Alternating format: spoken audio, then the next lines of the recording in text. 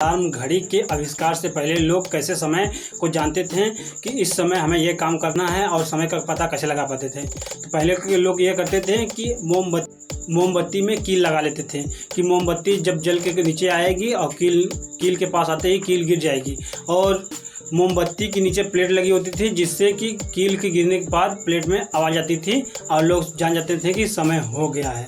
तो दोस्तों, इससे पहले यह नॉलेज आपको पता था? चैट सेक्शन में लिखना भूलिएगा और ऐसे इंटरेस्टिंग फैक्ट वाले वीडियो के लिए हमारे यूट्यूब चैनल को सब्सक्राइब करना भूलिएगा। मिलते हैं अगले वीडियो में, तब तक के लिए जय हिंद।